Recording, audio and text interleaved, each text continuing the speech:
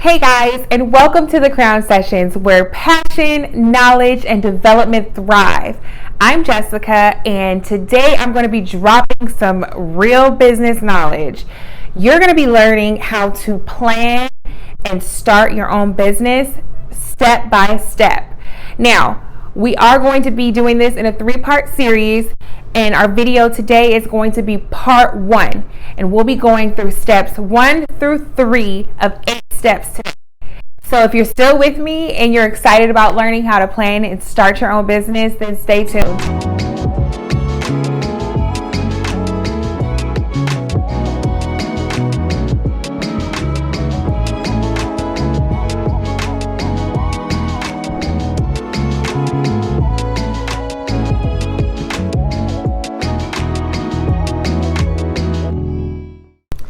So before we get started, I need you to do 2 things for me. 1, pause the video and go grab a notebook and a pen because I'm going to be dropping some amazing knowledge.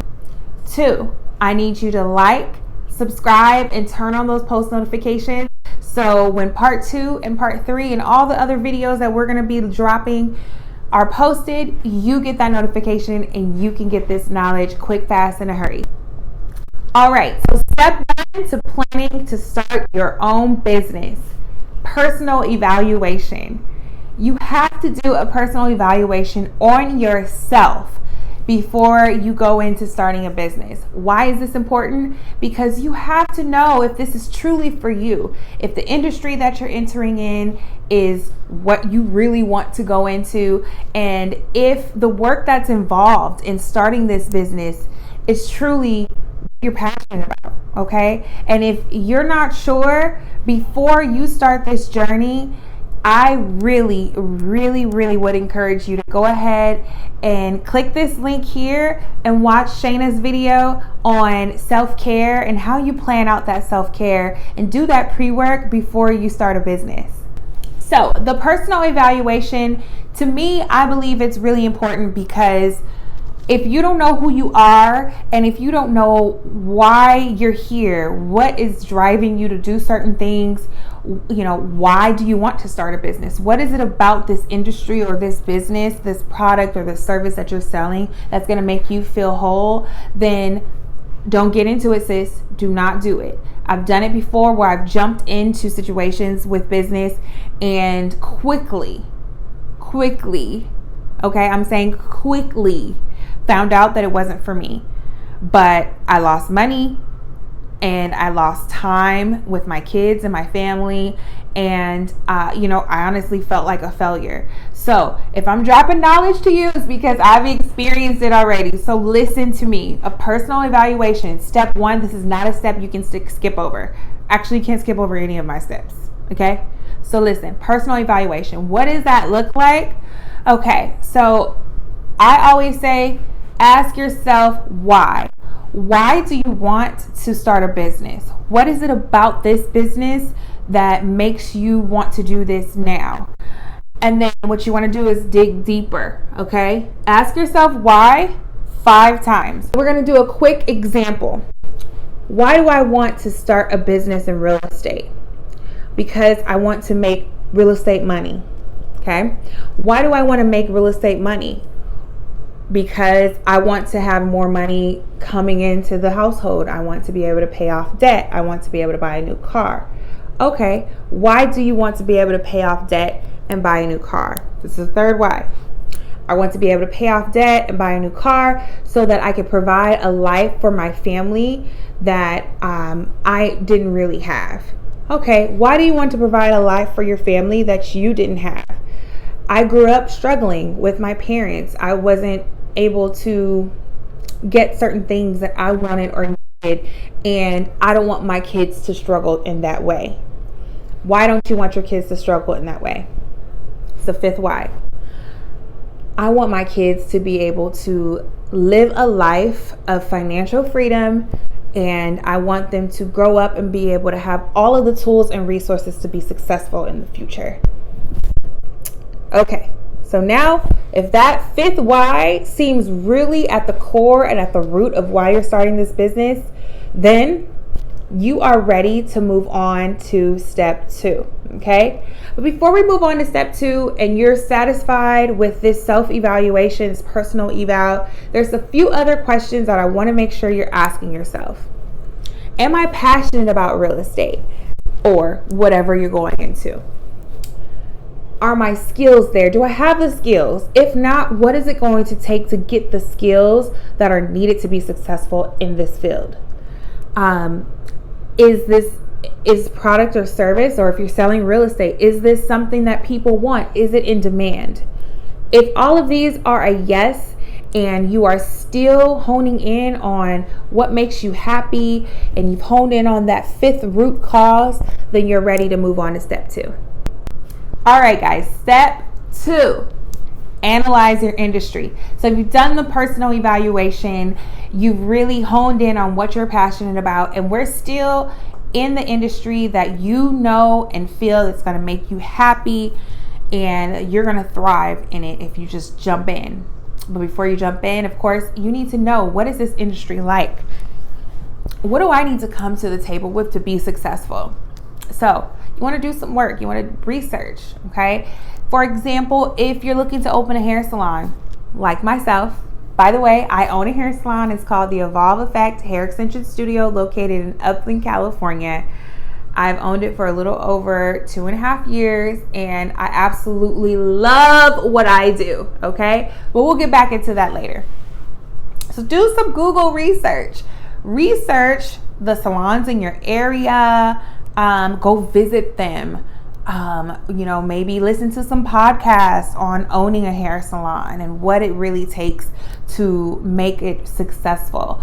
What does the customer service piece look like? What are people wanting in a salon experience? You want to really do that work. You might want to talk to some of your peers, your family, your friends. Listen, I'm thinking about opening a hair salon. When you go get your hair done, what is it that you feel like you're missing? And what is it that you love about that experience? Make sure you take down all of those notes so that you can really understand what the industry is like, okay? Talk to people who work in this industry. Talk to hairstylists. Ask them questions. Really do that pre-work and research to understand what's involved in running a hair salon, and if it's something you're still passionate about doing. And if it is, once you've done this deep research, then it's time to move on to step 3. All right, so step 3, you need to evaluate your target audience, and this is very important, okay? So I think we're gonna stick with the hair salon example because I actually don't like calling it a hair salon. I like calling it a beauty studio. Say you're looking to open a hair studio like moi, all right? You need to evaluate your target audience. Who is looking to get their hair done? Who is looking for the services that you're providing at your hair studio? You literally want to picture her. Who is she? What's her name? What does she look like? Is she minority? How old is she? Like, what's the age range? Okay, what kind of styles does she wear in her hair? What are some other places that she's shopping at? Is she married? Is she single? Does she have kids? What does her life look like? All of these things are really, really important, including what does this person like to do in her downtime? Is she watching Netflix? Is she online shopping? Is she spending time with her family? Where does this person spend their online time? Are they on Instagram? Are they on Facebook? Are they on TikTok? Like, literally all of these things are super important to understanding who your target audience is. And you're really going to understand why you need to know this in the further step. I'll go ahead and share with you who my target audience is. So my target audience, her name is Shayna, actually. And I call her Shayna because Shayna, my partner with the Crowd Sessions, is actually one of my most loyal clients to the Evolve Effect. And Shayna is a professional. She's a working woman who actually has a lot on her plate, okay? She enjoys the experience of a one-stop shop. And our beauty is definitely that. It is a one-stop shop. But she also, you know, she makes some good money, and she works really hard. So she wants to be able to retreat to a place where not only can she get all of her beauty services done, but she can also relax and really feel like it's a relaxing experience. Shayna is in her mid-30s. She's not quite married yet, but she is planning for her future. Shayna is my target audience. And so whenever I go to market for my business, I go after the Shaynas of the world, demographic that she fits into. She's also a minority. So I know that from a pricing standpoint and the way that I make my business look, I want to make sure that it is geared towards the Shaynas. That is it to part 1, guys. That is step 1 through 3 of planning to start your business. I really want to do a quick recap, and then I'm going to give you some homework. Step 1 is do a personal evaluation. Step 2 is analyze the industry. Then 3 is you want to evaluate your target audience. Once you do that, you will be ready to move on to step 4. So remember to like, subscribe, and turn on those post notifications, and also tell a friend if you found this information helpful. We are going to be posting part 2 next week, so stay tuned and make sure you are taking copious notes. Oh, I forgot your homework. All right, so your homework.